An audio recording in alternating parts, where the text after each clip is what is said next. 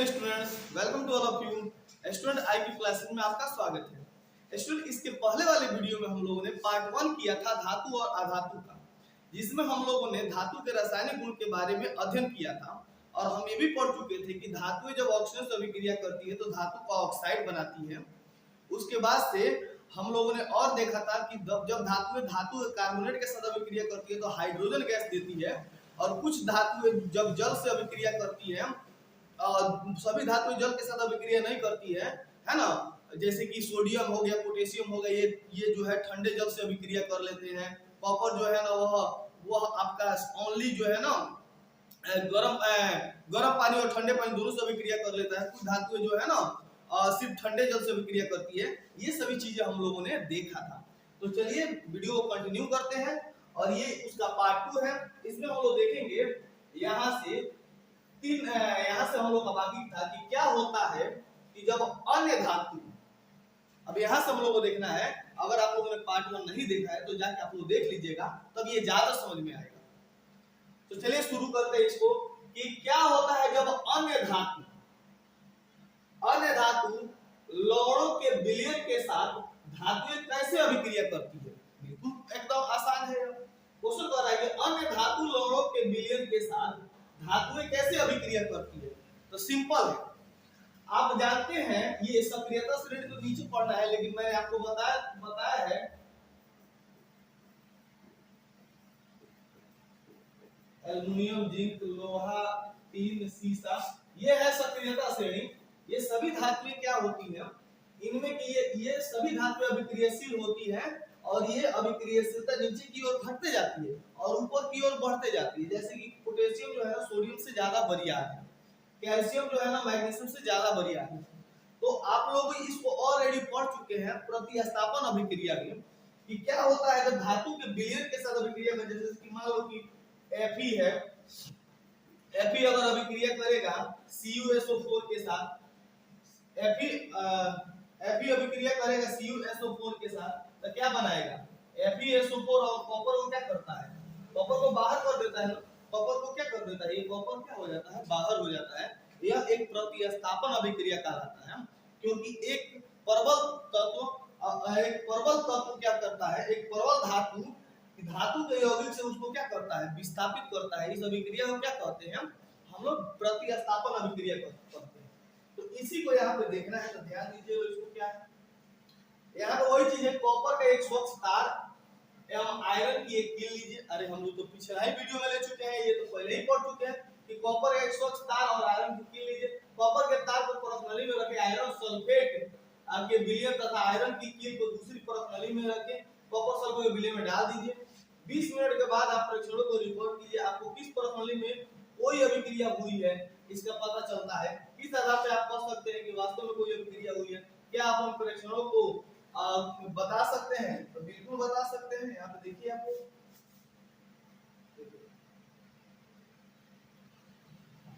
हम लोग इसको पढ़ चुके हैं ऑलरेडी। ये प्रतिस्थापन अभिक्रिया है। जैसे कि अभिक्रियाशील धातु अपने से कम अभिक्रियाशील धातु को उसके यौगिक के विलयन या गलित अवस्था से विस्थापित कर देता है विस्थापित।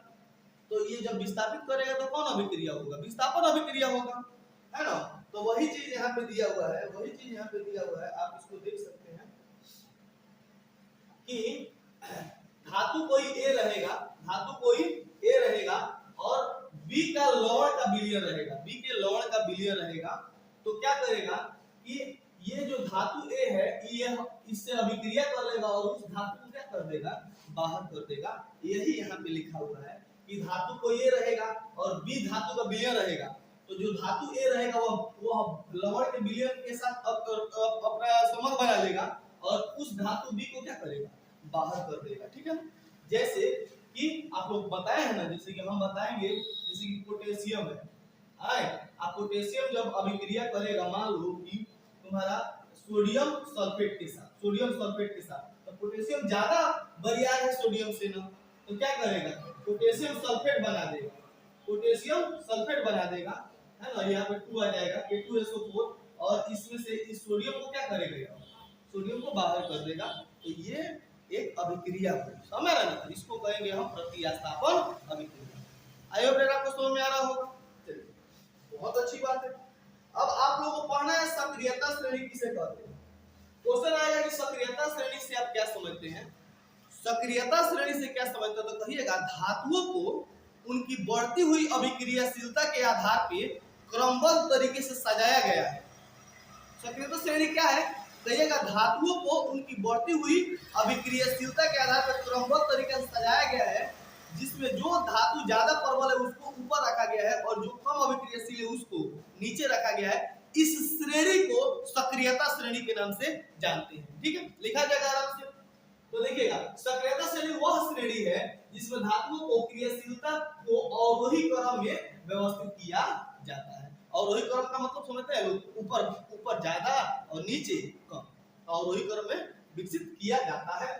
और किस अभिक्रिया के आधार पे, विस्थापन के अभिक्रिया के आधार पे इसको विकसित किया गया है, जिसे क्या कहते हैं, सक्रियता श्रेणी कहते हैं। तो आपको ऐसे नहीं लिखना है, सक्रियता श्रेणी एक ऐसी श्रेणी होती है जिसमें धातुओं को उनके अवरोही क्रम में, है ना, सक्रियता के आधार पे, है ना, सजाया गया है। ठीक है, उस श्रेणी को क्या कहेंगे, सक्रियता श्रेणी। ठीक है, तो इस सक्रियता श्रेणी को आप लोग बचपन से पढ़ते आ रहे हैं ना, बचपन से पढ़ते जा रहे हैं। काना का मांगे एल्युमिनियम जिंक लोहा टीन, है ना, और यहाँ पे रहता है हाइड्रोजन और यहाँ पे रहता है कॉपर, और कॉपर के नीचे, ये कॉपर के नीचे पारा चांदी सोना, पारा चांदी सोना याद रखना है, पारा चांदी सोना। तो सबसे अधिक अभिक्रियाशील धातु ऊपर होती है। ये दोनों तो बहुत ज्यादा अभिक्रियाशील होता है, ये उतना अभिक्रियाशील नहीं होता है, ये उतना अभिक्रियाशील नहीं होता है। ये क्या करता है, ये बहुत ज्यादा अभिक्रियाशील होता है, ठंडा जल से अभिक्रिया कर लेता है ना, और मैग्नीशियम गर्म जल के साथ अभिक्रिया करता है, और ये मध्यम अभिक्रिया करता है। कैल्शियम मध्यम अभिक्रिया करता है और क्या करता है, सतह पर क्या करता है, तैरने लगता है। मैंने बताया था ना, सतह पर गोल गोल क्या करेगा, घूमने लगेगा। मैग्नीशियम गर्म जल के साथ अभिक्रिया करेगा। एल्युमिनियम जिंक लोहा, एल्युमिनियम जिंक लोहा ये भाप से अभिक्रिया करते हैं। बच्चा किससे अभिक्रिया करते हैं, भाप से अभिक्रिया करते हैं। मैंने बताया था ना, ये तीनों भाप के साथ अभिक्रिया करते हैं। मैग्नीशियम गर्म जल के साथ अभिक्रिया करता है, ठीक है ना, मैग्नीशियम गर्म जल के साथ अभिक्रिया करता है। ये तो अभिक्रिया ही नहीं करता है, बहुत कम अभिक्रिया करता है। और नीचे की धातुओं तो कोई अभिक्रियाशील ही नहीं होती है अभिक्रियाशील। पर ये कॉपर, पारा, चांदी, सोना, ये दोनों और अभिक्रियाशील, उसके नीचे प्लेटिनम भी आता है, ये सब अभिक्रियाशील नहीं होती है। समझ रहा है, ये बहुत कम अभिक्रियाशील होती है, ये तो अभिक्रिया ही नहीं करती है। चांदी जल्दी अभिक्रियाशील करेगा, सोना अभिक्रिया, यही कारण है कि इनका उपयोग क्या करने के लिए होता है, यही ज्यादा अभिक्रियाशील नहीं, यही कारण है इनका उपयोग आभूषण के रूप में होता है, गहना बनाने के रूप में होता है। तो ये याद रख लीजिएगा आप लोग। एक ट्रिक है, काना का मांगे एल्युमिनियम जिंक लोहा टीन, उसके नीचे एल्युमिनियम जिंक लोहा, यहाँ पे टीन होगा तब शीशा होगा, ये उतना बढ़िया नहीं दिया है, हम यहाँ पे लिख देते हैं काना का मांगे एल्युमिनियम जिंक लोहा टीन शीशा, है ना, उसके बाद शीशा कॉपर, उसके बाद हाइड्रोजन आता है ना। अब हाइड्रोजन के नीचे हाइड्रोजन लोहा टीन, है ना, हाइड्रोजन उसके नीचे कॉपर आता है, ऐसे। ठीक है, यहां तक आपको समझ में आ गया। आगे हम बढ़ते हैं इसमें। क्वेश्चन हम कराते चलेंगे, क्वेश्चन हम एक बार ही कराएंगे, क्वेश्चन हम एक के बार कराएंगे, फिर भी मैं मोटा मोटी बताते चलता हूँ। जिससे सोडियम को केरोसिन तेल में डुबा क्यों रखा जाता है, क्योंकि सोडियम में तो अभिक्रियाशील धातु है, इसको खुले वायु में छोड़ देता तो आग पकड़ लेता है। भाप के साथ देखो, इन अभिक्रियाओं के लिए समीकरण लिखिए। भाप के साथ आयरन, तो Fe+H2O, है ना, Fe+H2O तो क्या बनाएगा, Fe2O3 और कौन गैस देगा, और H2O बनाएगा, क्या बनाएगा, नहीं हाइड्रोजन गैस देगा, है ना। Fe2O3 बनाएगा, सिर्फ हाइड्रोजन गैस कहां से देगा, Fe2O3। जल के साथ कैल्शियम तथा पोटेशियम की अभिक्रिया, तो ये एक बार हम लोग इसको करेंगे, है ना। उसके बाद से यहाँ पे दिया हुआ है, इसको क्वेश्चन को एक बार हम लोग करेंगे, क्वेश्चन अभी नहीं करेंगे, क्वेश्चन करेंगे तो अब वीडियो बहुत ज्यादा लंबा हो जाएगा, तो क्वेश्चन का एक अलग सेपरेट वीडियो हम लोग करेंगे, ठीक।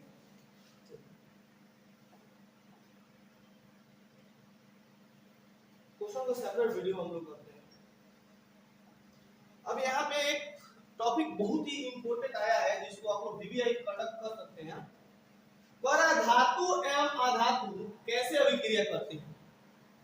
अभी तक तो हम लोग पढ़े थे धातुएं सिर्फ जल से अभिक्रिया करती है, धातुएं सिर्फ धातु कार्बनिक के साथ अभिक्रिया करती है ना। अब हम लोग पढ़ेंगे कि धातु एवं अधातु कैसे अभिक्रिया करेंगे। तो याद रखिएगा कि धातु और अधातु जब आपस में मिलते हैं तो वो आयनिक बॉन्ड बनाते हैं। कौन बॉन्ड बनाते हैं? आयनिक बॉन्ड बनाते हैं। ये आयनों का अदला बदली करते हैं। यहाँ पे देख सकते हैं आप, यहाँ पे आयनों का अदला बदली होगा, आयनों का अदला बदली होगा। तो इसको हम लोग कहते हैं आयनिक बंधन। और बंधन आयनिक बंधन। तो धातु और अधातु जब आपस में अभिक्रिया करते हैं तो आयनिक बॉन्ड बनाते हैं, आयनों का अदला बदली करते हैं, है ना। और आयनिक बॉन्ड क्या होते हैं? आयनिक बॉन्डों का चलिए देखिए, ऊपर के क्रियाकलापों में आपने कई अभिकर्मक समझते हैं ना, अभिकर्मक के साथ धातु की अभिक्रिया देखी होगी। धातु इस प्रकार की अभिक्रिया क्यों करती है? ये सब नवी कक्षा के लिए तत्वों के इलेक्ट्रॉनिक विन्यास को स्मरण कीजिए, है ना। हमें जानना है इस तक ये सब हम लोग इसको कोई दिक्कत नहीं, अभिक्रियाशीलता संयोजकता वगैरह दिया हुआ है। उत्कृष्ट गैसें कितनी होती है? 6 होती है। उत्कृष्ट गैसें कितनी होती है? 6 होती है। कुछ धातुओं का धातुओं के इलेक्ट्रॉनिक विन्यास पर ध्यान दीजिए।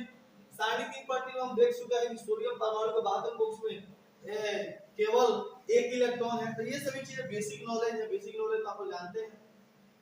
यहाँ पे हम लोग को पढ़ना है। क्लोरीन के बाहर कक्षा में 7 इलेक्ट्रॉन होते हैं। टंगस्टन पूर्ण होने के लिए 1 इलेक्ट्रॉन की आवश्यकता होती है।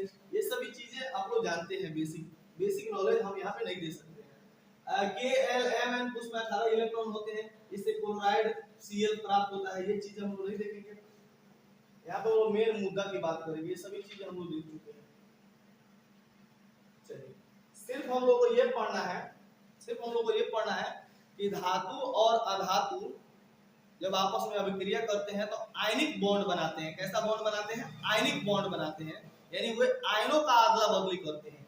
जैसे कि यहाँ पे सोडियम देखिए, ये सोडियम है ना, और यहाँ पे ये क्लोरीन है। सोडियम और क्लोरीन, तो सोडियम एक धातु है। सोडियम क्या है? एक धातु है। क्लोरीन क्या है? एक अधातु है, यानी गैस है। क्लोरीन गैस है।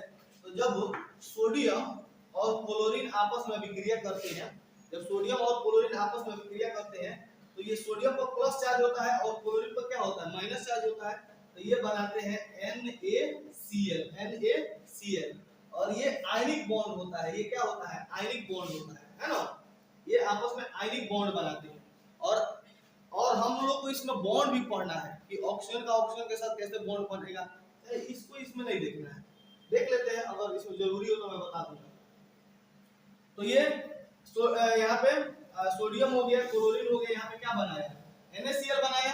यहाँ पे अगर आप लोग ये भी पढ़िएगा कि 1 इलेक्ट्रॉन का अगर अदला बदली होगा तो सिंगल बॉन्ड होगा, और 2 इलेक्ट्रॉन का अदला बदली होता है तो डबल बॉन्ड होता है, और 3 इलेक्ट्रॉन का जब अदला बदली होता है तो वो क्या होता है? ट्रिपल बॉन्ड होता है।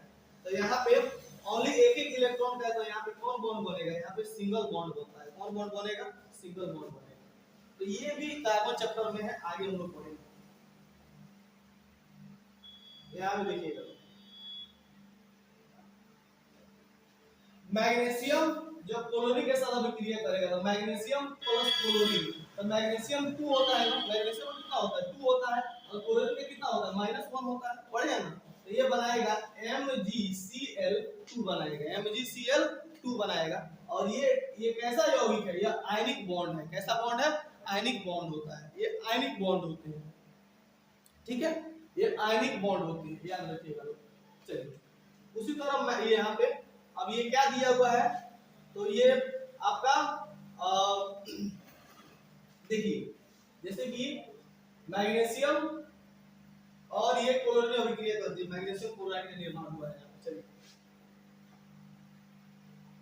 धातु से अधातु में इलेक्ट्रॉन के हस्तांतरण से, धातु से अधातु में इलेक्ट्रॉन के हस्तांतरण से बने यौगिक को आयनिक यौगिक या विद्युत सहसंयोजक यौगिक कहा जाता है। तो चलिए, 2 चीज यहाँ पे आप लोग कंफर्म कीजिए कि जब धातु और अधातु आपस में अभिक्रिया करते हैं तो कौन बॉन्ड बनाते हैं? आयनिक बॉन्ड बनाते हैं, आयनिक यौगिक बनाते हैं, या इन्हें वैद्युत सहसंयोग यौगिक कहा जाता है। वैद्युत सहसंयोग यौगिक कहा जाता है। क्या आप MgCl2 में उपस्थित धनायन एवं ऋणायन का नाम बता सकते हैं? तो मैग्नीशियम में धनायन है 2 गो और क्लोरीन में ऋणायन है 1 गो, है ना, क्लोरीन में ऋणायन 1 गो। कोई दिक्कत? तो धातु अधातु आपस में अभिक्रिया करेंगे तो कौन यौगिक का निर्माण करते हैं? आयनिक यौगिक या वैद्युत सहसंयोग यौगिक का निर्माण करते हैं। ये क्वेश्चन आपसे पूछा जाएगा, ठीक है। धातु या धातु आपस में अभिक्रिया करती हैं तो धातु के यौगिक यानी आयनिक यौगिक बनाते हैं। अब आयनिक यौगिक का कुछ गुणधर्म होता है जो आपके एग्जाम में पूछा जाता है कि आयनिक यौगिक का क्या गुण होता है। तो आयनिक यौगिक के कुछ गुण होते हैं, तो चलिए इनके बारे में हम लोग देखते हैं कि आयनिक यौगिक के क्या गुण होते हैं। यहाँ पे देखिए, ये बैटरी यहाँ पे लगाया गया है, यहाँ पे स्विच लगाया गया है, और ये जो है ना, ये 2 छड़ होते हैं, है ना। ये ग्रेफाइट की छड़ है, ये किसकी छड़ है? ग्रेफाइट की छड़ है ना। लवण के मिलर की चालकता। अब आप बताइए, ये जांच वाला लवण मिलर है, जांच वाला क्या है? लवण मिलर है। तो ये क्या करेंगे? इलेक्ट्रिसिटी क्या करेंगे? कंडक्ट करेंगे। जब धातु आयनिक यौगिक जो होते हैं वो आयनिक जो यौगिक होते हैं अगर जल की तरह रहेंगे तो विद्युत का क्या होते हैं? सुचालक होते हैं। जैसे कि NaCl ये क्या होता है? साधारण नमक होता है, साधारण नमक होता है। जब इसको पानी में घोल दीजिएगा तो इलेक्ट्रिसिटी का अच्छा सूचक बन जाता है, गुड कंडक्टर ऑफ इलेक्ट्रिसिटी बन जाता है। नमक को जब पानी में घोल देते हैं हम तो उससे क्या होता है? बिजली प्रवाहित हो सकती है। वह मतलब कि बिजली प्रवाहित होने का मतलब कि उसमें अगर तार यदि करिएगा और छुइएगा तो करंट मार देगा, समझ रहे ना। आसाविक जल विद्युत का चालन नहीं करता है, वर्षा का जल विद्युत का चालन करता है, पढ़े थे ना हम लोग ना। तो चलिए ये चीजें यहाँ पे दिखाया गया है जांच में। ये इम्पोर्टेंट है, इसको याद कर लीजिएगा आप, ये इम्पोर्टेंट है, याद कर लीजिएगा कि आयनिक यौगिकों को गलनांक एवं क्वांटनांक, है ना। तो आयनिक यौगिकों को गलनांक देखो, सोडियम क्लोराइड का गलनांक 1074 होता है और क्वांटनांक कितना होता है? 1686। तो आयनिक यौगिक गलनांक का क्वांटनांक काफी ऊंच होते हैं। तो क्वेश्चन पूछेगा कि आयनिक यौगिक का गुण बताइए, आयनिक यौगिक का गुण बताइए, तो कहिएगा कि आयनिक यौगिकों का गलनांक तथा क्वांटनांक क्या होता है? काफी हाई होता है, काफी हाई होता है ना। इनको तोड़ने के लिए सिर्फ इलेक्ट्रिसिटी प्रवाहित करनी पड़ती है या वैद्युत अपघटन से ही टूट सकते हैं, अन्यथा इनको तोड़ना काफी ज्यादा मुश्किल होता है, ठीक है ना। ये भंगुर होते हैं, ये क्या होते हैं? भंगुर होते हैं। ये सभी आयनिक यौगिकों क्या होते हैं? गुण होते हैं। तो देखो, लिथियम क्लोराइड इसका गलनांक होता है 887, ये होता है 1600, CaCl2 1045 और ये 1900, CaO यानी कैल्शियम ऑक्साइड यानी यौगिक है, गलनांक होता है 2550, क्वांटनांक होता है 2120, मैग्नीशियम क्लोराइड 981 और 1685। ये आप इसको याद कर लीजिएगा, आप इसको याद कर लीजिएगा कि इसका गलनांक और क्वांटनांक कितना होता है। यहाँ नहीं पूछेंगे जाएंगे, किसी ना किसी कॉम्पिटिशन के एग्जाम में ये पूछे जाते हैं। चलिए अब आयनिक यौगिक कुछ गुण देख लीजिए। भौतिक प्रकृति, धन एवं ऋण आयनों के बीच मजबूत आकर्षण बल के कारण आयनिक यौगिक ठोस एवं थोड़े कठोर होते हैं, ठोस और थोड़े कठोर होते हैं। ये यौगिक सामान्यतः भंगुर होते हैं, ठोस और कठोर होते हैं लेकिन सामान्यतः भंगुर होते हैं। जैसे लोहा ऐसी पर है, नमक, तो नमक भले कड़ा हो जाता है लेकिन तोड़िएगा तो टूट जाएगा, समझ रहा ना, भंगुर होते हैं। इसी से याद रखिएगा लोग, नमक भले ठोस हो जाता है, कठोर होता है लेकिन टूटिएगा तो वो टूट जाएगा, है ना, टूटिएगा तो वो टूट जाएगा। भंगुर होता है, दाब डालने पर टुकड़ों में क्या होते हैं? टूट जाते हैं। दाब डाला जाता है तो टुकड़ों में क्या होते हैं? टूट जाते हैं। आयनिक यौगिक ये थोड़ा सा भंगुर होता है, और ये ऋण आयन और धन आयन से बना होता है तो मजबूत आकर्षण बल होता है इनके बीच में मजबूत आकर्षण बल होता है ना। तो ये इसके कारण ये क्या होते हैं? ठोस एवं कठोर होते हैं। ये आयनिक यौगिक गुण धर्म है, इसको लिख लेना है कॉपी में, आप इसको कॉपी में अच्छे से उतार लेना है, ठीक है ना, जिससे कि याद करने में दिक्कत नहीं हो। गलनांक एवं क्वांटनांक, अगर गलनांक का क्वांटनांक की बात करें तो आयनिक और गलनांक का फर्क बहुत अधिक होता है। बताया है ना कि आयनिक और गलनांक और क्वांटनांक क्या होता है? बहुत ज्यादा क्या होता है? अधिक होता है, क्योंकि मजबूत अंतर आयनिक बल को तोड़ने के लिए ऊर्जा की बहुत ज्यादा आवश्यकता होती है ना, इसीलिए इनका गलनांक और कंपनांक क्या होता है, काफी ज्यादा ऊंचा होता है। ग्रीन भरा हुआ है। आगे देखिए बाबू, घुलनशीलता की अगर बात करें तो वैद्युत स्पर्श और यौगिक सामान्यतः जल में क्या होते हैं, घुलनशील होते हैं। अरे नमक से ही दिमाग में रखे ना, ये जल में क्या होते हैं, घुलनशील होते हैं, ये जल में घुलनशील होते हैं तथा केरोसिन, पेट्रोल आदि जैसे विलायकों में अविलेय होते हैं। लेकिन माटी के तेल में डालिएगा, डीजल में डालिएगा तो ये नहीं घुलेगा, यह नमक नहीं घुलेगा, पानी में घुल जाएगा, लेकिन केरोसिन, पेट्रोल आदि जैसे विलायकों में ये नहीं घुलते हैं, ये अघुलनशील होते हैं। समझ ना, अविलेय होते हैं। कोई दिक्कत? तो ये समझ में आ जाएगा कि पानी में घुलनशील होता है, लेकिन पेट्रोल, डीजल इत्यादि में क्या होता है, अघुलनशील होता है। कौन? आयनिक यौगिक। ठीक है ना। विद्युत चालकता की बात करें तो जब ठोस रूप में रहेगा तो विद्युत का चालन नहीं करेगा, लेकिन अगर उसको पानी में घोल देंगे, द्रव अवस्था में रहेगा तो विद्युत का चालन करेगा। तो याद रहेगा कि ठोस रूप में विद्युत का चालन नहीं करते हैं, लेकिन द्रव अवस्था में विद्युत का चालन करते हैं। तो यहाँ पे किसी विलयन से विद्युत चालन के लिए आवश्यक कणों की गतिशीलता आवश्यक होती है। आयनिक यौगिक जलीय विलयन में आयन उपस्थित होते हैं। अब आप लोग पढ़े अम्ल क्षार में भी कि बिना जल में डाले तो वो गुण प्रदर्शित नहीं करेगा, हाइड्रोजन आयन नहीं देगा। तो आयनिक यौगिक जलीय विलयन में आयन उपस्थित होते हैं। जब विलयन में विद्युत धारा प्रवाहित की जाती है तो यहाँ आयन विपरीत इलेक्ट्रोड की ओर गमन करने लगते हैं। ठोस अवस्था में आयनिक यौगिक विद्युत का चालन नहीं करते। बताओ, ठोस अवस्था में विद्युत का चालन करेंगे? नहीं करेंगे। लेकिन जब पानी में घोल दीजिएगा, क्योंकि ठोस अवस्था में दृढ़ संरचना के कारण आयनों की गति संभव नहीं है। अब दृढ़ संरचना रहेगा तो आयन गति करेंगे? नहीं करेंगे। लेकिन पानी में आयनों की गति क्या होती है, होने लगती है। यही कारण है कि ये द्रव अवस्था में विद्युत का चालन। आई होप दैट आपको ये समझ में आ गया होगा। आगे बढ़े।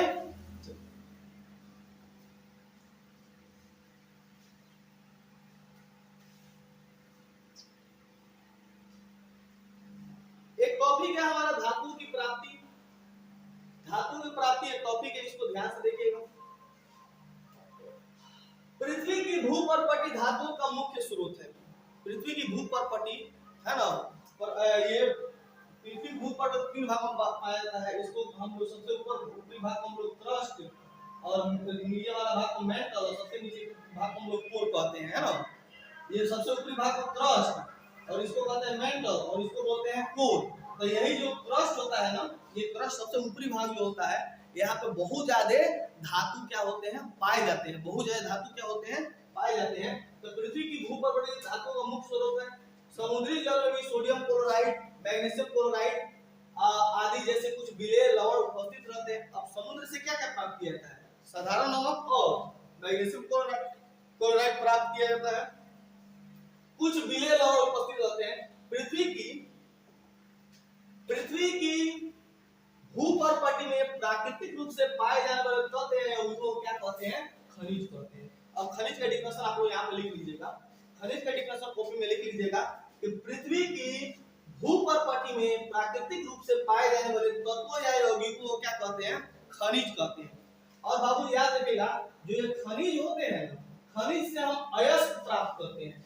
खनिज से क्या प्राप्त करते हैं, अयस्क प्राप्त करते हैं। समझ ना, यानी खनिज प्राप्त हो गया, और खनिज को हम शुद्ध करते हैं। तो शुद्ध करते हैं तो हमें क्या प्राप्त होता है, अयस्क प्राप्त होता है ना। जैसे कि आप लोग एल्युमिनियम एक धातु हो गया, और एल्युमिनियम का अयस्क होता है बॉक्साइट। एल्युमिनियम का अयस्क कौन होता है, बॉक्साइट, है ना। जैसे कि लोहा एक धातु हो गया, यानी खनिज हो गया, और लोहा का अयस्क होता है हेमाटाइट, मैग्नेटाइट, है ना। तो ये उसके अयस्क होते हैं। तो अयस्क जो होते हैं वो शुद्ध रूप होते हैं। तो खनिज से क्या प्राप्त किया जाता है, अयस्क। तो कहा जाता है कि सभी अयस्क खनिज हो सकते हैं, लेकिन सभी खनिज अयस्क नहीं हो सकते। जैसे मान लो कि हम पृथ्वी से कोई चीज निकालें, तो जरूरी थोड़ा वो सही होगा, वो हमारे यूज लायक होगा, नहीं। लेकिन जो यूज लायक है तो वो तो पृथ्वी से निकाला गया है। तो इसीलिए सभी खनिज अयस्क नहीं हो सकते हैं, लेकिन सभी अयस्क खनिज हो सकते हैं। क्यों? क्योंकि पृथ्वी से कोई चीज निकाले, जरूरी थोड़ा हमारे लिए उपयोगी हो, लेकिन जो चीज हमारे लिए उपयोगी है वो तो पृथ्वी से ना आया है। तो वही बात है। तो सभी खनिज अयस्क नहीं हो सकते हैं, लेकिन सभी अयस्क खनिज हो सकते हैं। इस बात को याद रखना है। देखिए, अब कह रहा है कुछ स्थानों पर खनिजों में कोई विशेष धातु काफी मात्रा में होती है जिसे निकालना लाभकारी होता है। इन खनिजों को क्या कहते हैं? अयस्क कहते हैं। और खनिज से शुद्ध धातु प्राप्त करना क्या कहलाता है? वो खनिजों से इंपोर्टेंट धातु प्राप्त करने को क्या कहते हैं? इंपोर्टेंट जो धातु प्राप्त होता है उसे क्या कहते हैं?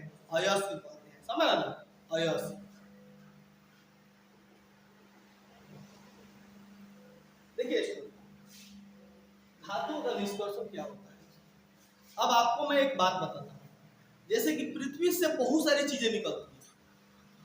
अब जैसे कि एल्युमिनियम निकला, लोहा निकला, कॉपर निकला, कुछ भी निकला, तो ऐसा थोड़े है कि एकदम शुद्ध रूप में प्राप्त होते हैं। उसमें मिट्टी लगा रहता है, उसमें धूल कण लगे रहते हैं, बहुत ज्यादा उसमें ऑक्साइड की परत होती है ना। तो उनको क्या किया जाता है? शुद्ध किया जाता है। उनको क्या किया जाता है? शुद्ध किया जाता है। ऐसे थोड़े हम लोग उपयोग में लाते हैं। जैसे लोहा कोई वस्तु कीन के लाते हैं तो वैसे ही थोड़ा रहता है। लोहा नीचे से निकाला जाता है, मिट्टी, ऑक्साइड की परत, ये परत, वो परत चढ़ी होती है, तो उससे शुद्ध अयस्क प्राप्त किया जाता है। और जब अयस्क आ जाता है ना, उसको अयस्क में परिवर्तित किया जाता है। और जब अयस्क मिल जाता है तो अयस्क को और प्यूरिफाई किया जाता है, तब हमें क्या मिलता है? धातु मिलता है। सबसे पहले क्या मिलता है? खनिज। खनिज के बाद अयस्क, अयस्क के बाद ना हमें धातु मिलता है ना। इस बात को आप समझिए। निकालते हैं तो खनिज, जब पृथ्वी से निकाले तो लोहा किस अवस्था में था? खनिज अवस्था में था। और उसके बाद उसको प्यूरिफाई किया तो अयस्क बना, और अयस्क को और प्यूरिफाई किया जाता है तो क्या मिलता है? हमें शुद्ध धातु मिलता है। समझ? शुद्ध धातु मिलता है। तो वही करा धातुओं का निष्कर्षण। देखिए धातुओं की सक्रियता श्रेणी के बारे में आप पढ़ चुके हैं, इसलिए आप आसानी से समझ सकते हैं कि अयस्क से धातु का निष्कर्षण कैसे होता है। कुछ धातुएं भूपर्पटी में सतत अवस्था में पाई जाती है।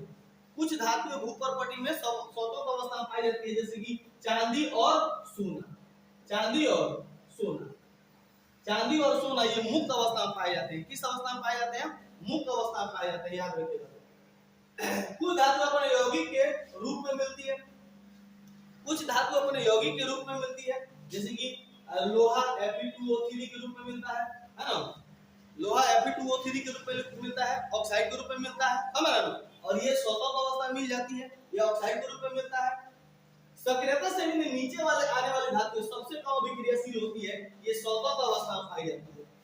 सक्रियता श्रेणी के सबसे नीचे की धातु है, ये बहुत ही कम अभिक्रियाशील होती है, तो सतत अवस्था में पाई जाती है। उदाहरण के लिए गोल्ड यानी सोना और चांदी, प्लेटिनम और कॉपर सतत अवस्था में पाए जाते हैं। तो और इसमें जोड़ लो प्लेटिनम और कॉपर, ये सभी क्या होते हैं? सतत अवस्था में पाए जाते हैं। ये सतत अवस्था में पाए जाते हैं। तो क्वेश्चन को याद रखना आप लोगों को कि ये चारों धातुएं स्वतंत्र अवस्था में पाई जाती हैं। ठीक है। कॉपर एवं सिल्वर अपने सल्फाइड या ऑक्साइड के अयस्क के रूप में संयुक्त अवस्था में पाए जाते हैं। लेकिन ये भी याद रखना है कि कॉपर एवं सिल्वर अपने सल्फाइड या ऑक्साइड के अयस्क के रूप में संयुक्त अवस्था में पाए जाते हैं।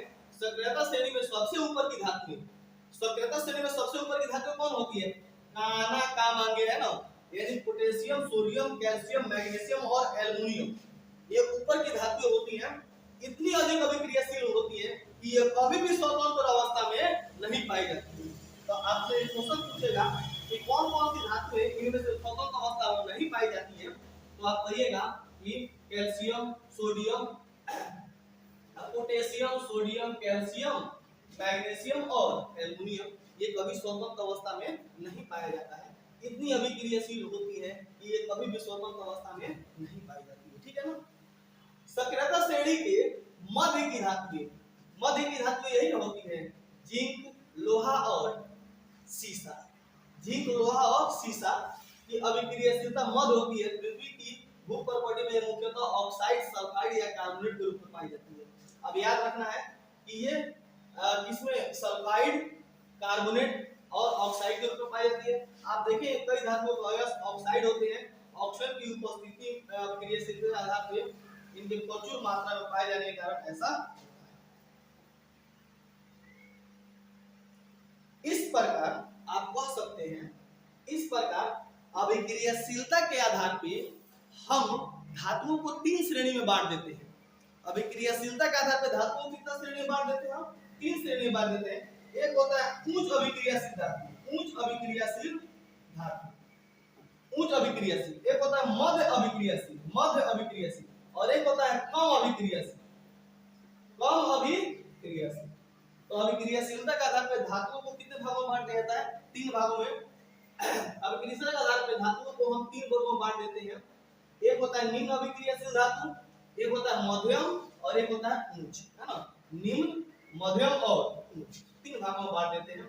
प्रत्येक वर्ग में आने वाली धातुओं को प्राप्त करने के लिए अलग अलग तकनीक का उपयोग किया जाता है। यानी प्रत्येक ये भाग के धातु को प्राप्त करने के लिए अलग अलग टेक्निक का उपयोग किया जाता है। एक ही टेक्निक से सब का आप धातु प्राप्त नहीं कर सकते, अलग अलग टेक्निक अपनाना पड़ता है, ठीक है ना। तो चलिए इसकी चर्चा हम कर रहे हैं, इसकी चर्चा कर रहे हैं। इसकी चर्चा करने से पहले आप इस वीडियो को देख सकते हैं ध्यान से। ये क्या है? ये सभी क्या है आप बताइए? ये सभी क्या है? ये उच्च अभिक्रियाशील है, ये उच्च अभिक्रियाशील है। इनका जो है ना, इनका शुद्ध धातु प्राप्त करेंगे अलग तरीका से।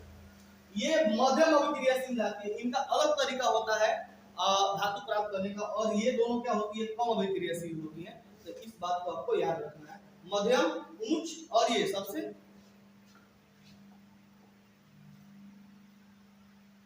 हाँ। तो ये चार्ट को आप लोग देखिएगा ध्यान से। अयस्क, अयस्कों का सांद्रण, अयस्कों का सांद्रण 3 भागों में बांट के पढ़ते हैं, एक उच्च अभिक्रियाशील, और एक मध्य अभिक्रियाशील, और एक निम्न अभिक्रियाशील, है ना। ये बांट के हम लोग पढ़ते हैं, अलग अलग बांट के पढ़ते हैं। अब देखिए कैसे पढ़ेंगे इसको। जितना उच्च अभिक्रियाशील धातु रहेगा वह गलित धातु का विद्युत अपघटन, है ना। अब इनको क्या किया जाता है? गलाया जाता है। गलित धातु का इनका विद्युत अपघटन किया जाता है, और तब जाके क्या प्राप्त किया जाता है? शुद्ध धातु प्राप्त किया जाता है। कैसे करेंगे हम आगे देखेंगे।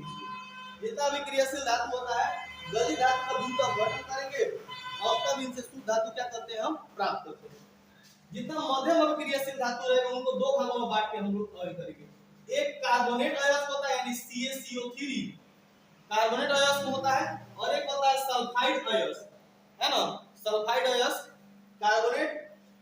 कार्बोनेट को CO3 बोलते हैं, और सल्फाइड को क्या कहते हैं? S। तो सल्फाइड अयस्क और ये 2 भागों में बांट देते हैं इनको। मध्य अभिक्रियाशील जो धातु होती है उनको कार्बोनेट अयस्क और सल्फाइड अयस्क को 2 भागों में बांट देते हैं, और कार्बोनेट अयस्क को निस्तापन कहते हैं, देखो। और एक होता है भर्जन।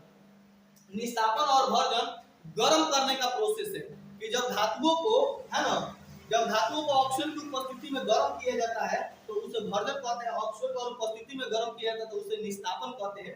आगे हम लोग देखेंगे।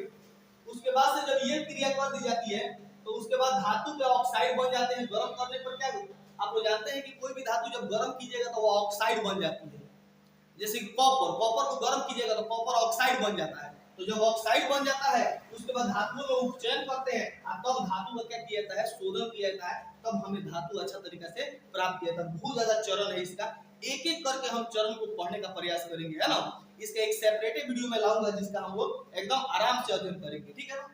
उसके बाद जो निम्न अभिक्रियाशील धातु होती है उनको कुछ नहीं, सल्फाइड अयस्क में बस बदल दिया जाता है, और उसके बाद भर्जन करा दिया जाता है। उसके बाद धातु प्राप्त होती है, और धातु अभी भी प्राप्त नहीं होती है, खूब शुद्ध प्राप्त करने के लिए परिष्करण किया जाता है।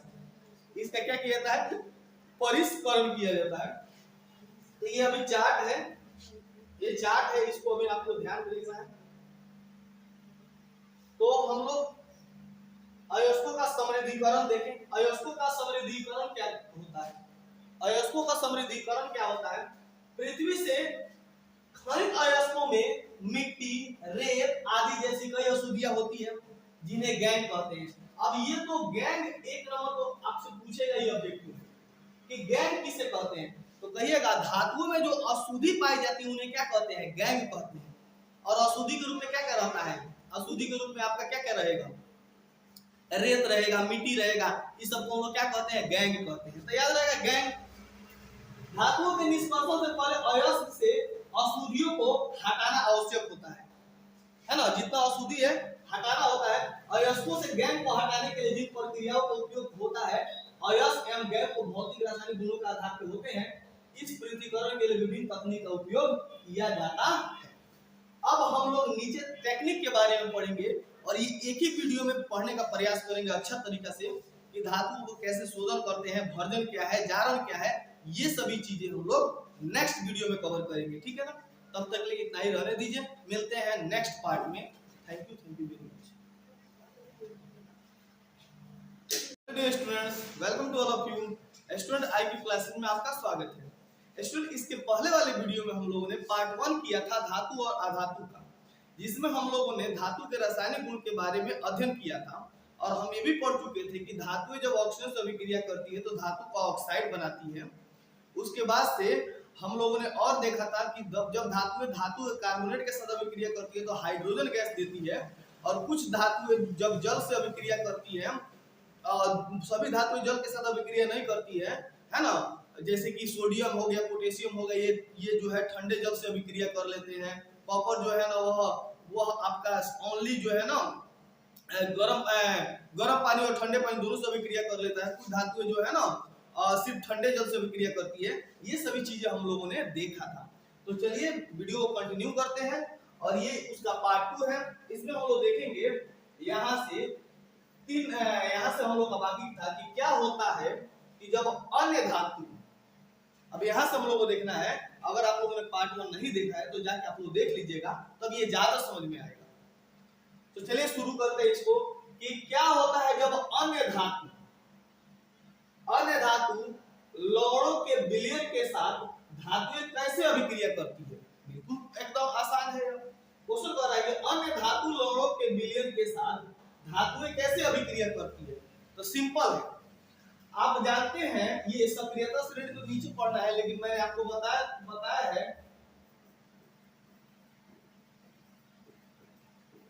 एल्युमिनियम, जिंक, लोहा, टीन, सीसा, ये है सक्रियता श्रेणी। ये सभी धातुएं क्या होती हैं, इनमें कि ये सभी धातुएं अभिक्रियाशील होती हैं और ये अभिक्रियाशीलता नीचे की ओर घटते जाती है और ऊपर की ओर बढ़ते जाती है। जैसे कि पोटेशियम जो है ना सोडियम से ज्यादा बरियार है, कैल्शियम जो है ना मैग्नीशियम से ज्यादा बरियार है। तो आप लोग इसको ऑलरेडी पढ़ चुके हैं प्रतिस्थापन अभिक्रिया में कि क्या होता है जब धातु के विलयन के साथ अभिक्रिया में, जैसे कि मान लो कि Fe है, Fe अगर अभिक्रिया करेगा CuSO4 के साथ, Fe अभिक्रिया करेगा CuSO4 के साथ, तो क्या बनाएगा FeSO4, और कॉपर को क्या करता है, कॉपर को बाहर कर देता है। कॉपर को क्या कर देता है, ये कॉपर क्या हो जाता है, बाहर हो जाता है। यह एक प्रतिस्थापन अभिक्रिया कहलाता है, क्योंकि एक प्रबल तत्व क्या करता है, एक प्रबल धातु के यौगिक से उसको क्या करता है, विस्थापित करता है। इस अभिक्रिया को क्या कहते हैं, हम लोग प्रतिस्थापन अभिक्रिया कहते हैं। तो इसी को यहाँ पे देखना है, तो ध्यान दीजिए इसको क्या है। यहाँ पे वही चीज है, कॉपर का एक स्वच्छ तार एवं आयरन की एक कील लीजिए। अरे हम लोग तो पिछला ही वीडियो में ले चुके हैं, ये तो पहले ही पढ़ चुके हैं कि कॉपर का एक स्वच्छ तार और आयरन की कील लीजिए। कॉपर के तार को परत नली में रखें, आयरन सल्फेट के विलयन तथा आयरन की कील को दूसरी परत नली में रखें, कॉपर सल्फेट को विलयन में डाल दीजिए। 20 मिनट के बाद आप परीक्षणों को रिपोर्ट कीजिए, आपको किस परत नली में कोई अभिक्रिया हुई है इसका पता चलता है। इस आधार पे आप कह सकते हैं कि वास्तव में कोई अभिक्रिया हुई है। क्या आप उन परीक्षणों को बता सकते हैं, तो बिल्कुल बता सकते हैं। यहाँ पे देखिए आप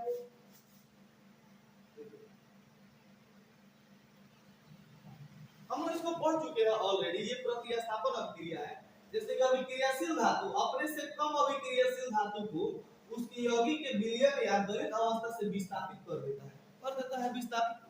तो ये जब विस्थापित करेगा तो कौन अभिक्रिया होगा, विस्थापन अभिक्रिया होगा, है ना। तो वही चीज यहाँ पे दिया हुआ है, आप इसको देख सकते हैं कि धातु कोई ए रहेगा और B का लवण का विलयन रहेगा। तो क्या करेगा कि ये जो धातु ए है ये इससे अभिक्रिया कर लेगा और उस धातु को क्या कर देगा, बाहर कर देगा। यही यहाँ पे लिखा हुआ है कि धातु को ए रहेगा और B धातु का विलयन रहेगा। तो जो धातु ए रहेगा वह लवण के विलयन के साथ अपना संबंध बना लेगा और उस धातु B को क्या करेगा, बाहर कर देगा। ठीक है, जैसे कि आप लोग बताए हैं ना, जैसे कि हम बताएंगे, जैसे कि पोटेशियम है, आप पोटेशियम जब अभिक्रिया करेगा, मान लो कि तुम्हारा सोडियम सल्फेट के साथ, तो पोटेशियम ज्यादा बरियार है सोडियम से ना, तो क्या करेगा, पोटेशियम सल्फेट बना देगा, पोटेशियम सल्फेट बना देगा, है ना। यहाँ पे 2 आ जाएगा, K2SO4, और इसमें से इस सोडियम को क्या करेगा, सोडियम को बाहर कर देगा। तो ये एक अभिक्रिया है, समझ रहे ना, इसको कहेंगे हम प्रतिस्थापन अभिक्रिया। आई होप आपको समझ में आ रहा होगा। चलिए बहुत अच्छी बात है। अब आप लोगों को पढ़ना है सक्रियता श्रेणी किसे कहते हैं। क्वेश्चन आएगा कि सक्रियता श्रेणी से आप क्या समझते हैं।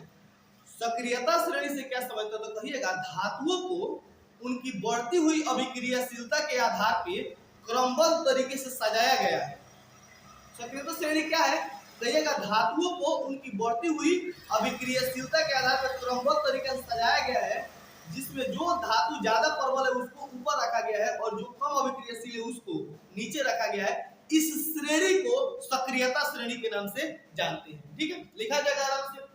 तो देखिएगा सक्रियता श्रेणी वह श्रेणी है जिसमें धातुओं को क्रियाशीलता को अवरोही क्रम में व्यवस्थित किया जाता है। अवरोही क्रम का मतलब समझते हैं, ऊपर ऊपर ज्यादा और नीचे कम, अवरोही क्रम में विकसित किया जाता है। और किस अभिक्रिया के आधार पे, विस्थापन के अभिक्रिया के आधार पे इसको विकसित किया गया है, जिसे क्या कहते हैं, सक्रियता श्रेणी कहते हैं। तो आपको ऐसे नहीं लिखना है, सक्रियता श्रेणी एक ऐसी श्रेणी होती है जिसमें धातुओं को उनके अवरोही क्रम में, है ना, सक्रियता के आधार पे, है ना, सजाया गया है। ठीक है, उस श्रेणी को क्या कहेंगे, सक्रियता श्रेणी। ठीक है, तो इस सक्रियता श्रेणी को आप लोग बचपन से पढ़ते आ रहे हैं ना, बचपन से पढ़ते जा रहे हैं। काना का मांगे एल्युमिनियम जिंक लोहा टीन, है ना, और यहाँ पे रहता है हाइड्रोजन और यहाँ पे रहता है कॉपर, और कॉपर के नीचे, ये कॉपर के नीचे पारा चांदी सोना, पारा चांदी सोना याद रखना है, पारा चांदी सोना। तो सबसे अधिक अभिक्रियाशील धातु ऊपर होती है। ये दोनों तो बहुत ज्यादा अभिक्रियाशील होता है, ये उतना अभिक्रियाशील नहीं होता है, ये उतना अभिक्रियाशील नहीं होता है। ये क्या करता है, ये बहुत ज्यादा अभिक्रियाशील होता है, ठंडा जल से अभिक्रिया कर लेता है ना, और मैग्नीशियम गर्म जल के साथ अभिक्रिया करता है, और ये मध्यम अभिक्रिया करता है। कैल्शियम मध्यम अभिक्रिया करता है और क्या करता है, सतह पर क्या करता है, तैरने लगता है। मैंने बताया था ना, सतह पर गोल गोल क्या करेगा, घूमने लगेगा। मैग्नीशियम गर्म जल के साथ अभिक्रिया करेगा। एल्युमिनियम जिंक लोहा, एल्युमिनियम जिंक लोहा ये भाप से अभिक्रिया करते हैं। बच्चा किससे अभिक्रिया करते हैं, भाप से अभिक्रिया करते हैं। मैंने बताया था ना, ये तीनों भाप के साथ अभिक्रिया करते हैं। मैग्नीशियम गर्म जल के साथ अभिक्रिया करता है, ठीक है ना, मैग्नीशियम गर्म जल के साथ अभिक्रिया करता है। ये तो अभिक्रिया ही नहीं करता है, बहुत कम अभिक्रिया करता है। और नीचे की धातुओं तो कोई अभिक्रियाशील ही नहीं होती, होती है अभिक्रियाशील। पर ये कॉपर, पारा चांदी सोना, ये दोनों तो और अभिक्रियाशील, उसके नीचे प्लेटिनम भी आता है, ये सब अभिक्रियाशील नहीं होती है। समझ रहा ना, ये बहुत कम अभिक्रियाशील होती है, ये तो अभिक्रिया ही नहीं करती है। चांदी जल्दी अभिक्रियाशील करेगा, सोना अभिक्रिया, यही कारण है कि इनका उपयोग क्या करने के लिए होता है, यही ज्यादा अभिक्रियाशील नहीं, यही कारण है इनका उपयोग आभूषण के रूप में होता है, गहना बनाने के रूप में होता है।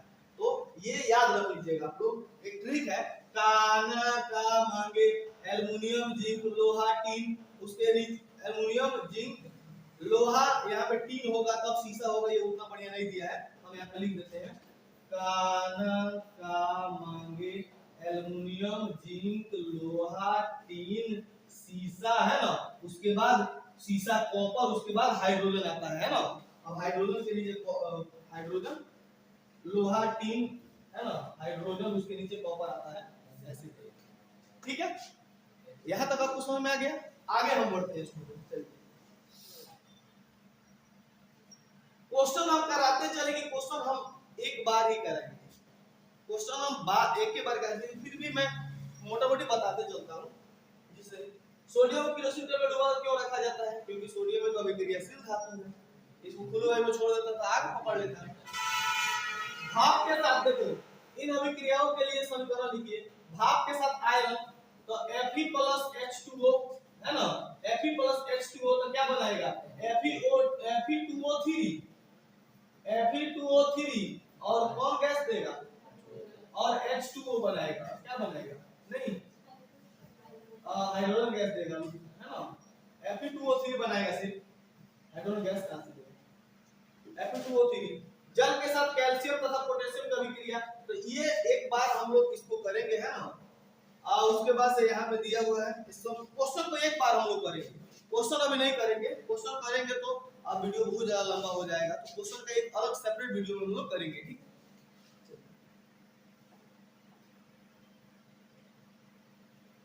क्वेश्चन का सेपरेट वीडियो हम लोग करते हैं। अब यहाँ पे एक टॉपिक बहुत ही इंपॉर्टेंट आया है जिसको आप लोग वीवीआई कंडक्ट कर सकते हैं। पर धातु एवं अधातु कैसे अभिक्रिया करते हैं? अभी तक तो हम लोग पढ़े तो धातुएं सिर्फ जल से अभिक्रिया करती है, धातुएं सिर्फ धातु कार्बन के साथ अभिक्रिया करती है ना। अब हम लोग पढ़ेंगे कि धातु एवं अधातु कैसे अभिक्रिया करेंगे। तो याद रखिएगा कि धातु और अधातु जब आपस में मिलते हैं तो वो आयनिक बॉन्ड बनाते हैं। कौन बॉन्ड बनाते हैं? आयनिक बॉन्ड बनाते हैं। ये आयनों का अदला बदली करते हैं। यहाँ पे देख सकते हैं आप कि यहाँ पे आयनों का अदला बदली होगा, आयनों का अदला बदली होगा। तो इसको हम लोग कहते हैं आयनिक बंधन। और बंधन आयनिक बंधन। तो धातु और अधातु जब आपस में अभिक्रिया करते हैं तो आयनिक बॉन्ड बनाते हैं, आयनों का अदला बदली करते हैं, है ना। और आयनिक बॉन्ड क्या होते हैं? आयनिक बॉन्डों का चलिए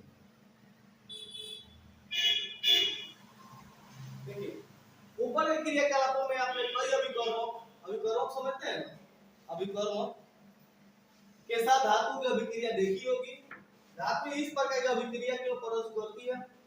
ये सब नवी कक्षा के लिए तत्वों के इलेक्ट्रॉनिक विन्यास को स्मरण कीजिए, है ना। हमें जानना है इस तक ये सब हम लोग इसको कोई दिक्कत नहीं अभिक्रियाशीलता संयोजकता वगैरह दिया हुआ है। उत्कृष्ट गैसें कितनी होती है? 6 होती है। उत्कृष्ट गैसें कितनी होती है? 6 होती है। कुछ धातुओं का धातुओं के इलेक्ट्रॉनिक विन्यास पर ध्यान दीजिए। सारणी 3 पार्टी में हम देख चुके हैं कि सोडियम परमाणु के बाहर बॉक्स में केवल 1 इलेक्ट्रॉन है। तो ये सभी चीजें बेसिक नॉलेज है, बेसिक नॉलेज तो आप लोग जानते हैं। यहाँ पे हम लोग को पढ़ना है। क्लोरीन के बाहर कक्षा में 7 इलेक्ट्रॉन होते हैं। टंगस्टन पूर्ण होने के लिए 1 इलेक्ट्रॉन की आवश्यकता होती है। ये सभी चीजें आप लोग जानते हैं, बेसिक नॉलेज हम यहाँ पे नहीं दे सकते हैं। KLMN कुछ में 18 इलेक्ट्रॉन होते हैं। इससे क्लोराइड Cl प्राप्त होता है। ये चीजें हम लोग नहीं देखेंगे। यहाँ पे वो मेन मुद्दा की बात करेंगे। ये सभी चीजें हम लोग देख चुके हैं। चलिए, सिर्फ हम लोग को ये पढ़ना है कि धातु और अधातु जब आपस में अभिक्रिया करते हैं तो आयनिक बॉन्ड बनाते हैं। कैसा बॉन्ड बनाते हैं? आयनिक बॉन्ड बनाते हैं, यानी वे आयनों का अदला बदली करते हैं। जैसे कि यहाँ पे सोडियम देखिए, ये सोडियम है ना, और यहाँ पे ये क्लोरीन है। सोडियम और क्लोरीन, तो सोडियम एक धातु है। सोडियम क्या है? एक धातु है। क्लोरीन क्या है? एक अधातु है, यानी गैस है। क्लोरीन गैस है। तो जब सोडियम और क्लोरीन आपस में अभिक्रिया करते हैं, जब सोडियम और क्लोरीन आपस में अभिक्रिया करते हैं तो ये सोडियम पर प्लस चार्ज होता है और क्लोरीन पर क्या होता है? माइनस चार्ज होता है। तो ये बनाते हैं NaCl। और ये आयनिक बॉन्ड होता है। ये क्या होता है? आयनिक बॉन्ड होता है ना। ये आपस में आयनिक बॉन्ड बनाते हैं। और हम लोग को इसमें बॉन्ड भी पढ़ना है कि ऑक्सीजन का ऑक्सीजन के साथ कैसे बॉन्ड बनेगा। इसको इसमें नहीं देखना है, देख लेते हैं, अगर इसमें जरूरी हो तो मैं बता दूंगा। तो ये यहाँ पे सोडियम हो गया, क्लोरीन हो गया। यहाँ पे क्या बनाया? NaCl बनाया। यहाँ पे अगर आप लोग ये भी पढ़िएगा कि 1 इलेक्ट्रॉन का अगर अदला बदली होगा तो सिंगल बॉन्ड होगा, और 2 इलेक्ट्रॉन का अदला बदली होता है तो डबल बॉन्ड होता है, और 3 इलेक्ट्रॉन का जब अदला बदली होता है तो वो क्या होता है? ट्रिपल बॉन्ड होता है।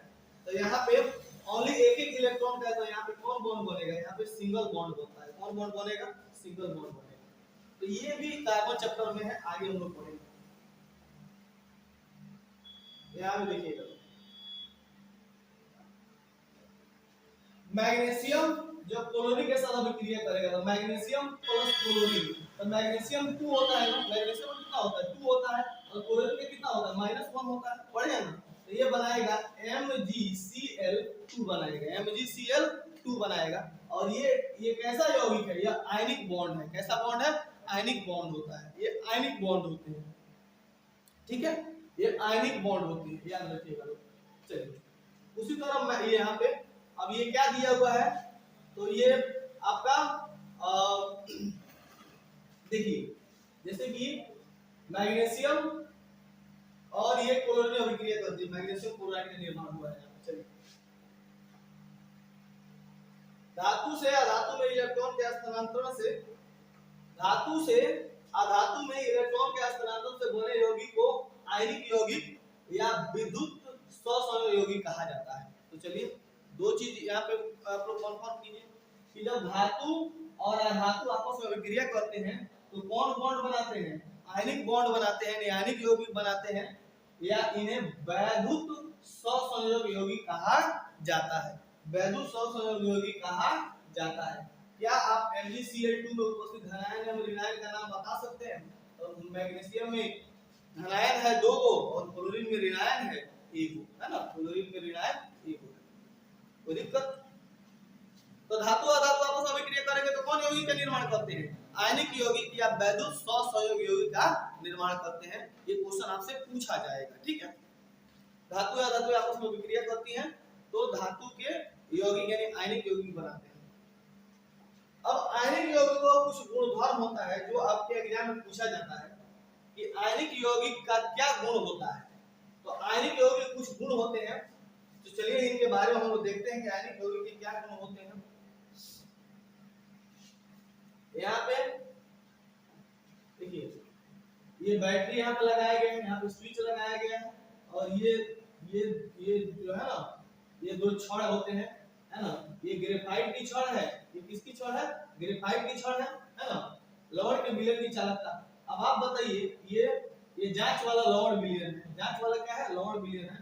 तो ये क्या करेंगे? इलेक्ट्रिसिटी क्या करेंगे? कंडक्ट करेंगे। जब धातु आयनिक यौगिक जो होते हैं वो आयनिक जो यौगिक होते हैं अगर जल की तरह रहेंगे तो विद्युत का क्या होते हैं? सुचालक होते हैं। जैसे कि NaCl ये क्या होता है? साधारण नमक होता है, साधारण नमक होता है। जब इसको पानी में घोल दीजिएगा तो इलेक्ट्रिसिटी का अच्छा सूचक बन जाता है, गुड कंडक्टर ऑफ इलेक्ट्रिसिटी बन जाता है। नमक को जब पानी में घोल देते हैं हम तो उससे क्या होता है? बिजली प्रवाहित हो सकती है। वह मतलब कि बिजली प्रवाहित होने का मतलब कि उसमें अगर तार यदि करिएगा और छुइएगा तो करंट मार देगा, समझ रहे ना? आसाविक जल विद्युत का चालन नहीं करता है, वर्षा का जल विद्युत का चालन करता है, पढ़े थे ना हम लोग ना? तो चलिए, ये चीजें यहाँ पे दिखाया गया है जांच में। ये इम्पोर्टेंट है, इसको याद कर लीजिएगा आप, ये इम्पोर्टेंट है, याद कर लीजिएगा कि आयनिक यौगिक को गलनांक एवं क्वांटनांक, है ना?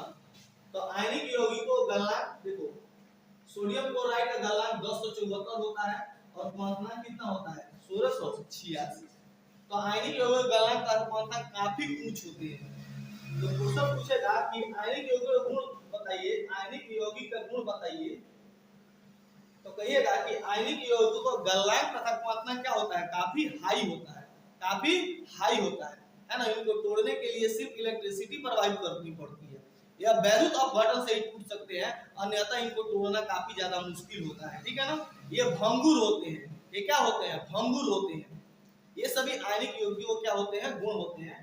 तो देखो, लिथियम क्लोराइड इसका गलनांक होता है 887, ये होता है 1600, CaCl2 1045 और ये 1900, CaO यानी कैल्शियम ऑक्साइड, कैल्शियम ऑक्साइड यानी यौगिक है, गलनांक होता है 2550, क्वांटनांक होता है 2120, मैग्नीशियम क्लोराइड 981 और 1685। ये आप इसको याद कर लीजिएगा, आप इसको याद कर लीजिएगा कि किसका गलनांक और क्वांटनांक कितना होता है।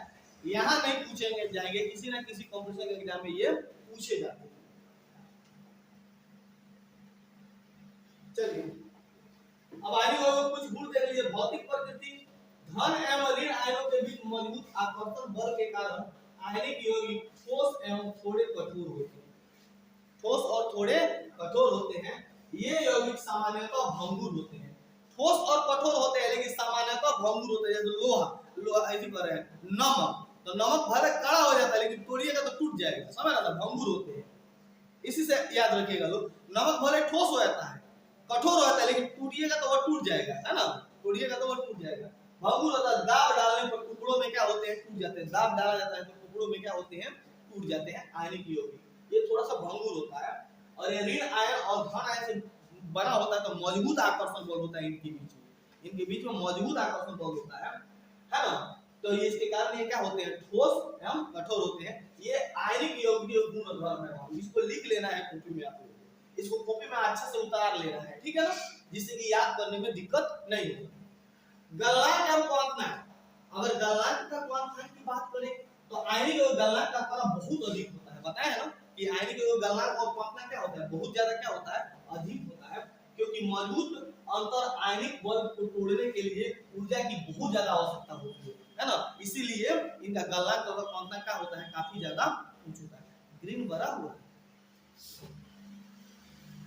आगे देखिए बाबू, घुलनशीलता की अगर बात करें, घुलनशीलता की अगर बात करें तो वैद्युत स्पर्श यौगिक सामान्यतः जल में क्या होते हैं, घुलनशील होते हैं। अरे नमक से ही दिमाग में रखे ना, ये जल में क्या होते हैं, घुलनशील होते हैं, ये जल में घुलनशील होते हैं, तथा केरोसिन, पेट्रोल आदि जैसे विलायकों में अविलेय होते हैं।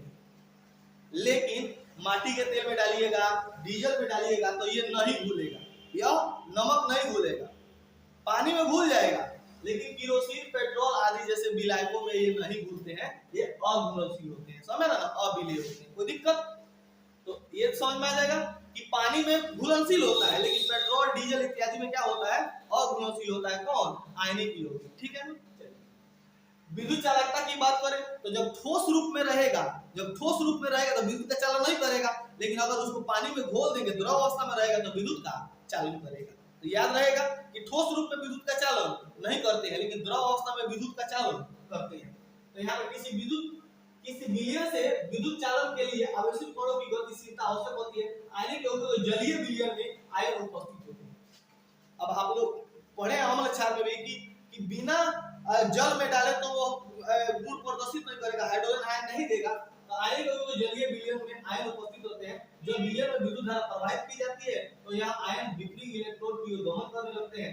ठोस अवस्था में आयनिक यौगिक विद्युत का चालन नहीं करते। बताओ, ठोस अवस्था में विद्युत का चालन करेंगे? नहीं करेंगे। लेकिन जब पानी में घोल दीजिएगा, क्योंकि ठोस अवस्था में दृढ़ संरचना के कारण आयनों की गति संभव नहीं है। अब दृढ़ संरचना रहेगा तो आयन गति करेंगे? नहीं करेंगे। लेकिन पानी में आयनों की गति क्या होती है, होने लगती है। यही कारण है कि ये द्रव अवस्था में विद्युत का चालन करते हैं। आई होप दैट आपको ये समझ में आ गया होगा। आगे बढ़े।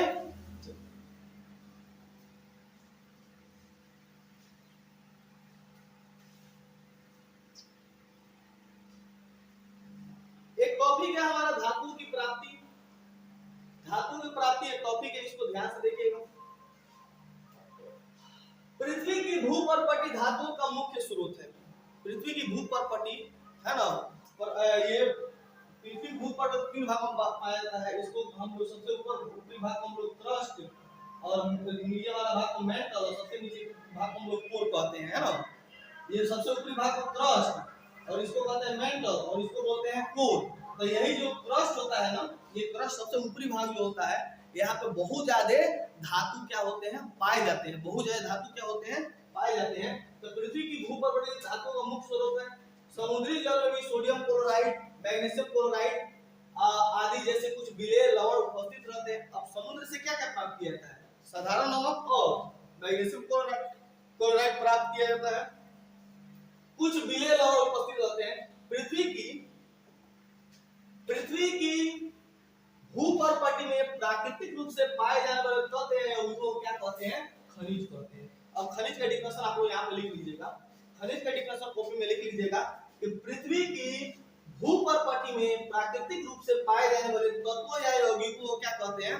खनिज कहते हैं। और बाबू याद रखिएगा, जो ये खनिज होते हैं, खनिज से हम अयस्क प्राप्त करते हैं। खनिज से क्या प्राप्त करते हैं? अयस्क प्राप्त करते हैं, समझ ना। यानी खनिज प्राप्त हो गया, खनिज को हम शुद्ध करते हैं, तो शुद्ध करते हैं तो हमें क्या प्राप्त होता है? अयस्क प्राप्त होता है ना। जैसे कि आप लोग एल्युमिनियम एक धातु हो गया, और एल्युमिनियम का अयस्क होता है बॉक्साइट। एल्युमिनियम का अयस्क कौन होता है? बॉक्साइट, है ना। जैसे कि लोहा एक धातु हो गया, यानी खनिज हो गया, और लोहा का अयस्क होता है हेमाटाइट, मैग्नेटाइट, है ना। तो ये उसके अयस्क होते हैं। तो अयस्क जो होते हैं वो शुद्ध रूप होते हैं। तो खनिज से क्या प्राप्त किया जाता है? अयस्क। तो कहा जाता है कि सभी अयस्क खनिज हो सकते हैं, लेकिन सभी खनिज अयस्क नहीं हो सकते हैं। जैसे मान लो कि हम पृथ्वी से कोई चीज निकालें, तो जरूरी थोड़ा है वो सही होगा, वो हमारे यूज लायक होगा, नहीं। लेकिन जो यूज लायक है तो वो तो पृथ्वी से निकाला गया है। तो इसीलिए ये सभी खनिज अयस्क नहीं हो सकते हैं, लेकिन सभी अयस्क खनिज हो सकते हैं। क्यों? क्योंकि पृथ्वी से कोई चीज निकाले, जरूरी थोड़ा हमारे लिए उपयोगी हो, लेकिन जो चीज हमारे लिए उपयोगी है वो तो पृथ्वी से ना आया है। तो वही बात है। तो सभी खनिज अयस्क नहीं हो सकते हैं, लेकिन सभी अयस्क खनिज हो सकते हैं। इस बात को याद रखना है। देखिए अब कह रहा है कुछ स्थानों पर खनिजों में कोई विशेष धातु काफी मात्रा में होती है जिसे निकालना लाभकारी होता है। इन खनिजों को क्या कहते हैं? अयस्क कहते हैं। और खनिज से शुद्ध धातु प्राप्त करना क्या कहलाता है? वो खनिजों से इंपोर्टेंट धातु प्राप्त करने को क्या कहते हैं? इंपोर्टेंट जो धातु प्राप्त होता है उसे क्या कहते हैं? अयस्क कहते हैं। समझ ना? अयस्क।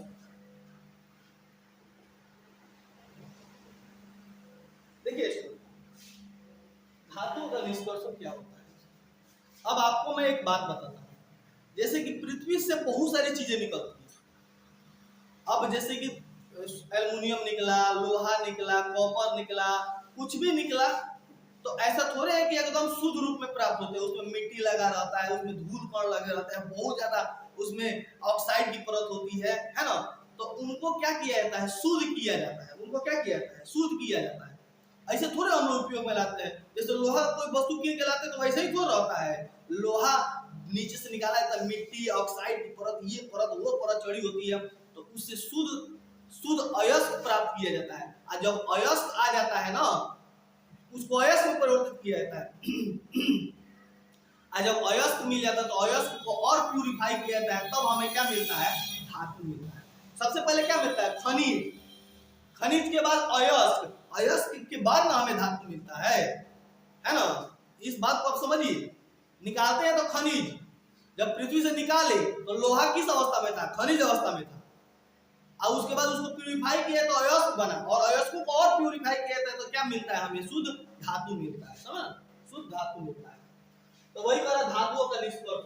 देखिए धातुओं की सक्रियता श्रेणी के बारे में आप पढ़ चुके हैं, इसलिए आप आसानी से समझ सकते हैं कि अयस्क से धातु का निष्कर्षण कैसे होता है।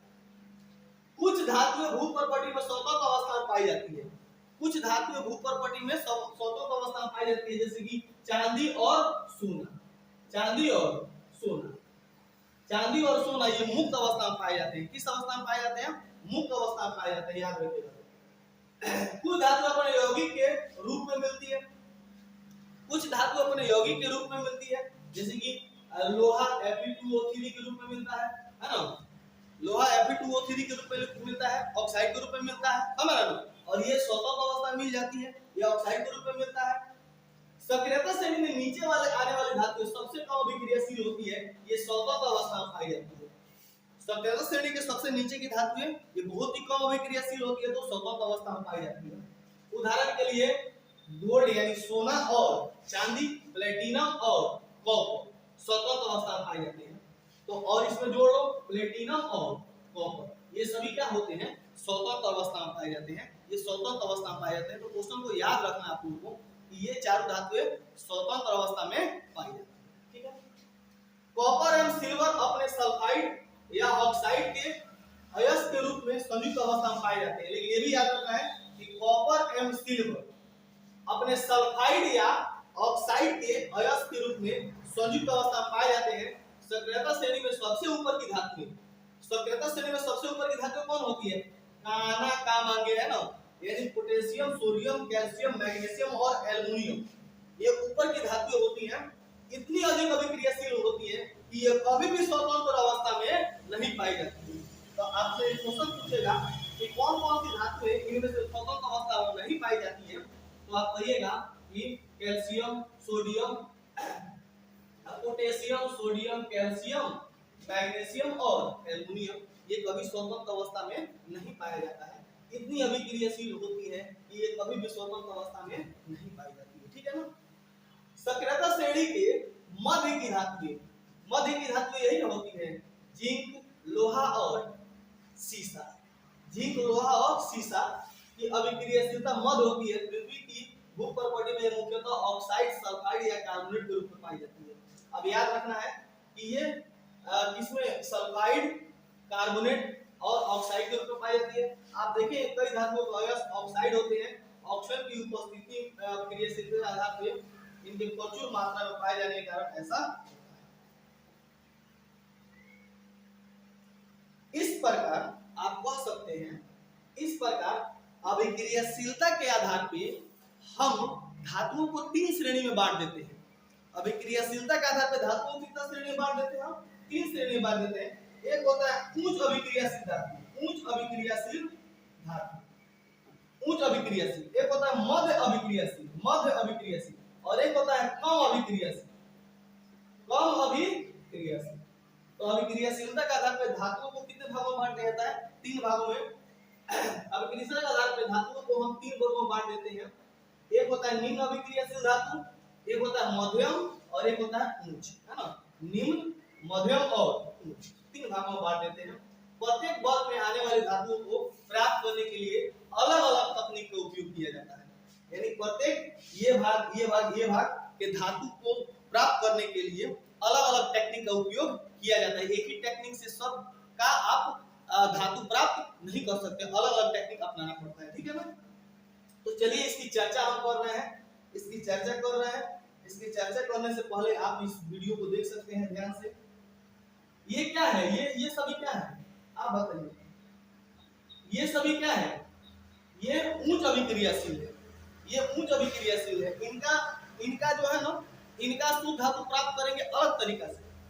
ये मध्यम अभिक्रियाशील धातु है, इनका अलग तरीका होता है धातु प्राप्त करने का, और ये दोनों क्या होती है? कम अभिक्रियाशील होती है। तो इस बात को आपको याद रखना है, मध्यम, उच्च और ये सबसे।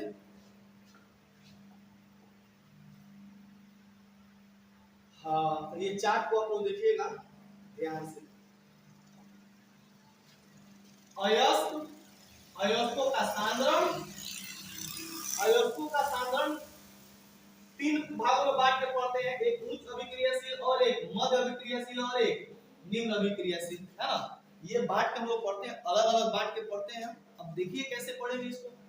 जितना उच्च अभिक्रियाशील धातु रहेगा वह गलित धातु का विरुद्ध अपघटन, है ना। अब इनको क्या किया जाता है? गलाया जाता है। गलित धातु का इनका विरुद्ध अपघटन किया जाता है और तब जाके क्या प्राप्त किया जाता है? शुद्ध धातु प्राप्त किया जाता है। कैसे करेंगे हम आगे देखेंगे। जितना अभिक्रियाशील धातु होता है, गलित धातु का विरुद्ध अपघटन करेंगे और तब इनसे शुद्ध धातु क्या करते हैं? हम प्राप्त करते हैं। जितना मध्यम अभिक्रियाशील धातु रहेगा उनको 2 भागों में बांट के हम लोग करेंगे। एक कार्बोनेट अयस्क होता है, यानी CaCO3 कार्बोनेट अयस्क होता है, और एक होता है सल्फाइड अयस्क, है ना। सल्फाइड अयस्क, कार्बोनेट को CO3 बोलते हैं और सल्फाइड को क्या कहते हैं? S। तो सल्फाइड अयस्क और ये 2 भागों में बांट देते हैं इनको। मध्य अभिक्रियाशील जो धातु होती है उनको कार्बोनेट अयस्क और सल्फाइड अयस्क 2 भागों में बांट देते हैं, और कार्बोनेट अयस्क को निस्तापन कहते हैं, देखो। और एक होता है भर्जन। निस्तापन और भर्जन गर्म करने का प्रोसेस है कि जब धातुओं को, है ना, जब धातुओं को ऑक्सीजन की उपस्थिति में गर्म किया जाता है तो उसे भर्जन कहते हैं। ऑक्सीजन की उपस्थिति में गर्म किया जाता है तो उसे निस्तापन कहते हैं। आगे हम लोग देखेंगे। उसके बाद से जब ये क्रिया कर दी जाती है तो उसके बाद धातु के ऑक्साइड बन जाते हैं। गर्म करने पर क्या, आप लोग जानते हैं कि कोई भी धातु जब गर्म कीजिएगा तो वो ऑक्साइड बन जाती है। जैसे कॉपर को गर्म कीजिएगा तो कॉपर ऑक्साइड बन जाता है। तो जब ऑक्साइड बन जाता है उसके बाद धातुओं में उपचयन करते हैं और तब धातु का क्या किया जाता है? शोधन किया जाता है। तब हमें धातु अच्छा तरीका से प्राप्त किया जाता है। बहुत ज्यादा चरण है इसका, एक एक करके हम चरण को पढ़ने का प्रयास करेंगे, है ना। इसका एक सेपरेट वीडियो में लाऊंगा जिसका हम लोग एकदम आराम से अध्ययन करेंगे, ठीक है ना। उसके बाद जो निम्न अभिक्रियाशील धातु होती है उनको कुछ नहीं, सल्फाइड अयस्क में बस बदल दिया जाता है और उसके बाद भर्जन करा दिया जाता है। उसके बाद धातु प्राप्त होती है, और धातु अभी भी प्राप्त नहीं होती है, खूब शुद्ध प्राप्त करने के लिए परिष्करण किया जाता है। इसका क्या किया जाता है? परिष्करण किया जाता है। तो ये अभी चार्ट है, ये चार्ट है, इसको अभी आपको ध्यान देना है। तो हम लोग अयस्कों का समृद्धीकरण देखें। अयस्कों का समृद्धीकरण क्या होता है? अयस्कों का समृद्धीकरण क्या होता है? पृथ्वी से खनिज अयस्कों में मिट्टी, रेत आदि जैसी कई अशुद्धियां होती है जिन्हें गैंग कहते हैं। अब ये तो गैंग एक नंबर तो आपसे पूछेगा ही ऑब्जेक्टिव कि गैंग किसे कहते हैं। तो कहिएगा धातुओं में जो अशुद्धि पाई जाती है उन्हें क्या कहते हैं? गैंग कहते हैं। और अशुद्धि के रूप में क्या क्या रहता है? अशुद्धि के रूप में आपका क्या क्या रहेगा, रेत रहेगा, मिट्टी रहेगा, इस सबको हम लोग क्या कहते हैं, गैंग कहते हैं। तो याद रहेगा गैंग। धातुओं के निष्कर्षण से पहले अयस्क से अशुद्धियों को हटाना आवश्यक होता है ना, जितना अशुद्धि है हटाना होता है। अयस्कों से गैंग को हटाने के लिए जिन प्रक्रियाओं का उपयोग होता है, अयस्क एवं गैंग को भौतिक रासायनिक गुणों के आधार पर होते हैं, इस पृथक्करण के लिए विभिन्न तकनीक का उपयोग किया जाता है। अब हम लोग नीचे टेक्निक के बारे में पढ़ेंगे और ये एक ही वीडियो में पढ़ने का प्रयास करेंगे अच्छा तरीका से कि धातुओं को कैसे शोधन करते हैं, भर्जन क्या है, जारण क्या है, ये सभी चीजें हम लोग नेक्स्ट वीडियो में कवर करेंगे, ठीक है ना। तब तक के लिए इतना ही रहने दीजिए, मिलते हैं नेक्स्ट पार्ट में। Thank you.